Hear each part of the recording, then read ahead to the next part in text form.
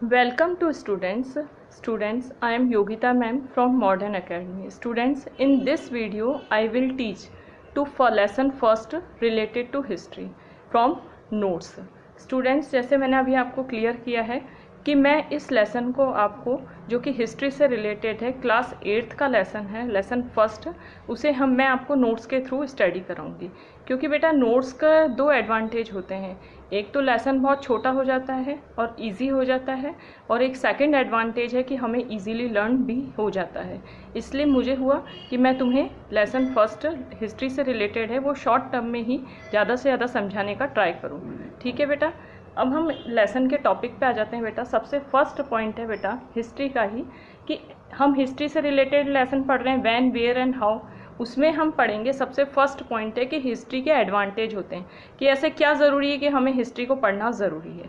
तो बेटा इसको मैंने सब नोट्स में पॉइंट टू पॉइंट करा है डिस्क्राइब, जिससे आगे आने वाली क्लासों में आपको नोट्स बनाने आ जाएंगे और इजीली आप हर लेसन को डिस्क्राइब कर पाओगे, किसी भी लेसन का आप पे बर्डन नहीं होगा। तो सबसे फर्स्ट टॉपिक पे आ जाते हैं हम, एडवांटेज ऑफ हिस्ट्री। हिस्ट्री के क्या एडवांटेज हैं? फर्स्ट पॉइंट है give us it sense of identity. बेटा हमें ये अपनी आइडेंटिटी से फैमिलियर कराती है। हिस्ट्री हमें आइडेंटिटी से फैमिलियर कराती है कि हम पास्ट में कैसे थे और हम फ्यूचर में कैसे होने वाले हैं। फिर है सेकंड टॉपिक है बेटा history as a science.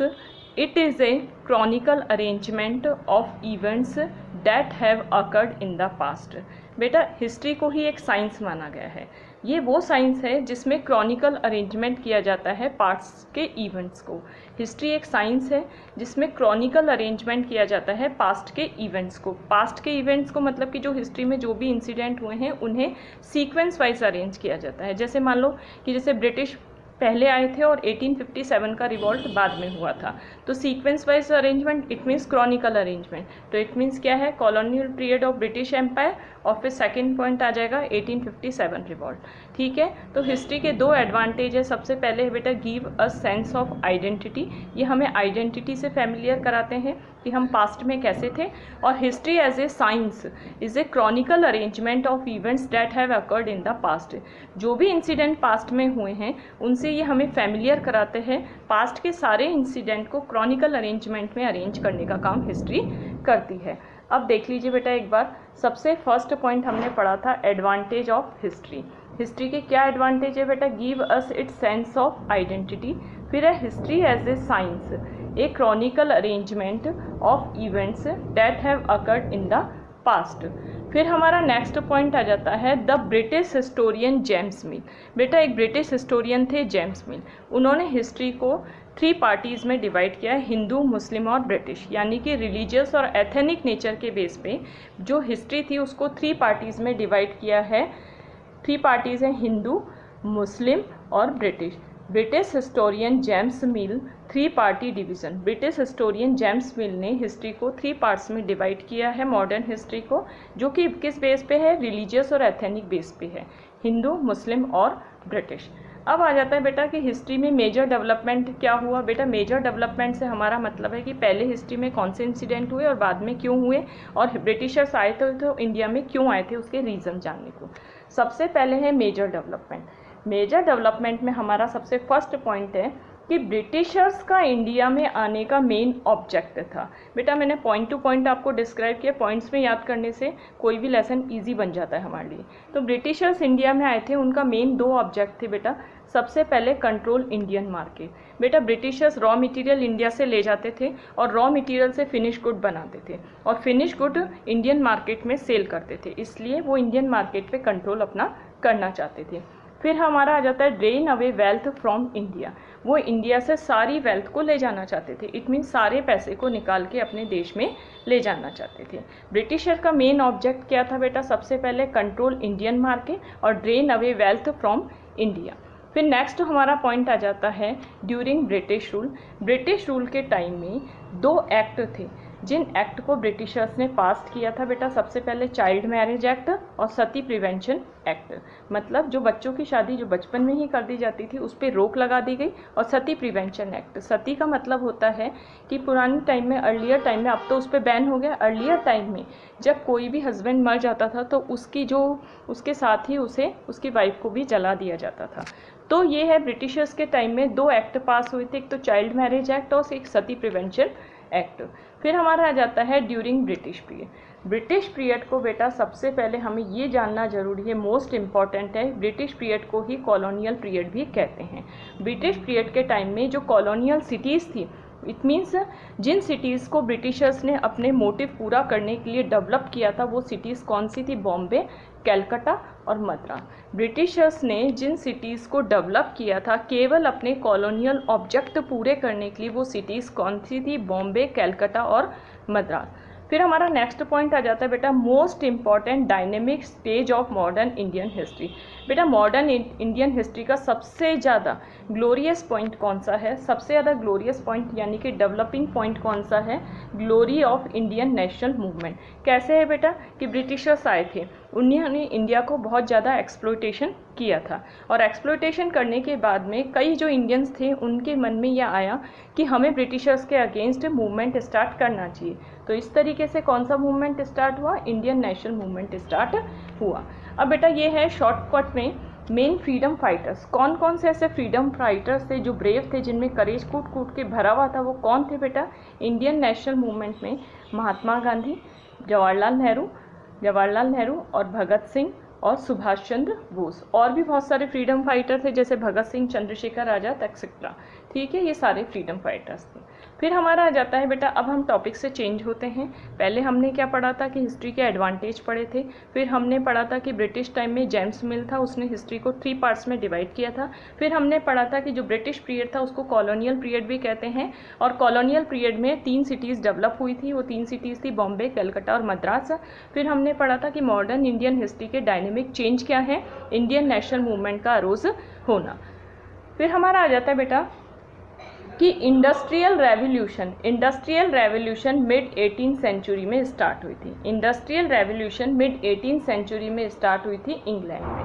Industrial revolution का मतलब होता है बेटा मशीनों का आना, और मशीनों के आने से हाथ का काम किसके थ्रू किया जाने लगा? मशीनों के थ्रू किया जाने लगा। इंडस्ट्रियल रेवोल्यूशन का ये मतलब है। इंडस्ट्रियल रेवोल्यूशन स्टार्ट हुई थी मिड 18th सेंचुरी में और इंग्लैंड में स्टार्ट हुई थी। इंडस्ट्रियल रेवोल्यूशन का मतलब होता है कि मशीनों का आना, और हाथ का काम किसने करना शुरू कर दिया? मशीनों के थ्रू किया जाने लगा। फिर हमारा आ जाता है बेटा नेक्स्ट पॉइंट है कि अलग अलग तरह के इन्वेशन हुए। भाई मशीनें आने लगी तो अलग अलग तरह के इन्वेंशन हो लगे इंडस्ट्रियल रेवोल्यूशन के टाइम में। सबसे पहले है स्टीम इंजन। स्टीम इंजन का इनोवेशन किया था जेम्स वाट ने। स्टीम इंजन का इनोवेशन किया था जेम्स वाट ने। पावर स्टीम इंजन का इनोवेशन हुआ, और हार्वेस्टर्स यानी कि खेती एग्रीकल्चर करने के लिए मशीनों का यूज़ किया जाने लगा। फिर हमारा आ जाता है द पीरियड ऑफ ब्रिटिश। जो ब्रिटिशर्स के जो पीरियड था उसको हम क्या कहते हैं बेटा? कॉलोनियल पीरियड के नाम से भी जानते हैं। ब्रिटिशर्स का जो पीरियड था मिड 18th सेंचुरी, उसे हम कॉलोनियल पीरियड के नाम से भी जानते हैं। कॉलोनियल पीरियड का मतलब होता है जब कोई भी बड़ी कंट्री छोटी कंट्री को ऑक्यूपाइड कर लेती है अपने मेन ऑब्जेक्ट को पूरा करने के लिए, तो उसे हम कॉलोनियल पीरियड कहते हैं। इट मीन्स छोटी कंट्री कौन सी हुई? इंडिया हुई, और बड़ी कंट्री कौन सी हुई? ब्रिटिशर्स ने अपने मोटिव पूरा करने के लिए इंडिया पे ऑक्यूपाइड कर लिया था। 2 मोटिव कौन से थे? फर्स्ट मोटिव है कंट्रोल मार्केट, और सेकंड मोटिव है drain of wealth away from India. फिर हमारा आ जाता है the middle of the 18th century. 18th century के मिड में the British establish 3 control over India political and economic system and how India sense and society came to under the influence of the Britisher. बेटा mid 18th century में, it means ये कहना चाह रहा है, total conclusion ये है कि 18th सेंचुरी के मिड में ब्रिटिशर्स का डोमिनेशन पूरी तरह से इंडिया पर हो चुका था। मिड 18th सेंचुरी में ब्रिटिशर्स का डोमिनेशन पूरी तरह से इंडिया पर हो चुका था। फिर हमारा नेक्स्ट पॉइंट आ जाता है बेटा most trustable source of information during British period. बेटा हमें कैसे पता चलता है कि ब्रिटिशर्स के टाइम में ये था, कि मतलब कि सारे के ब्रिटिशर्स ने ये काम किए? तो ब्रिटिशर्स अपना ऑफिशियल रिकॉर्ड रखते थे अपने एडमिनिस्ट्रेटिव ऑफिस में। ब्रिटिशर्स अपना ऑफिशियल रिकॉर्ड रखते थे और ब्रिटिशर्स का ऑफिशियल रिकॉर्ड रखने का मेन मोटिव यही था ताकि उन्हें पूरी नॉलेज हो सके इंडिया की सिचुएशन के बारे में और अपने एडमिनिस्ट्रेशन को वो मोर एफिशिएंट वे में स्टार्ट कर सके। फिर हमारा आ जाता है नेक्स्ट पॉइंट आ जाता है बेटा the national archive of India. National archive of India का ऑफिस कहाँ है बेटा? न्यू दिल्ली में है। और इसमें क्या किया जाता है बेटा? ओल्ड गवर्नमेंट डॉक्यूमेंट्स रखे जाते हैं, डायरी रखी जाती है और लेटर्स रखे जाते हैं, प्रिजर्व किए जाते हैं। सबसे पहले नेशनल आर्चिव ऑफ इंडिया का ऑफिस कहाँ पे बेटा? न्यू दिल्ली में। नेशनल आर्चिव ऑफ इंडिया का ऑफिस कहाँ है? न्यू दिल्ली में। और इसमें old government documents, diaries, letters को प्रिजर्व किया जाता है। फिर हमारा आ जाता है एग्जाम्पल ऑफ न्यूज़पेपर। बेटा ब्रिटिशर्स के टाइम में न्यूज़पेपर आए थे जिन न्यूज़पेपर ने ब्रिटिशर्स की क्रिटिसाइज़ की थी, ब्रिटिशर्स के एक्सप्लोइटेशन की क्रिटिसाइज़ की थी। वो न्यूज़पेपर प्रोमिनेंट न्यूज़पेपर थे हिंदू, अमृत बाजार पत्रिका और केसरी। हिंदू, अमृत बाजार पत्रिका और केसरी। फिर हमारा आ जाता है नेशनलिस्ट राइटर्स। नेशनलिस्ट राइटर्स कौन कौन से थे बेटा? रविंद्रनाथ टैगोर और बंकिम चंद्र चटर्जी, जिन्होंने ब्रिटिशर्स के अगेंस्ट अपने मूवमेंट को स्टार्ट किया था और अपने लिटरेचर के थ्रू उन्हें बताया था।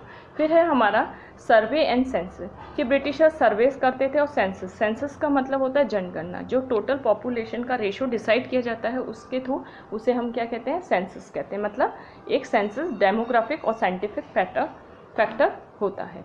सबसे पहले है the office of survey of India. India का जो सर्वेयर ऑफिस है वो कहाँ पे है? देहरादून में है। और इसमें क्या किया जाता है बेटा?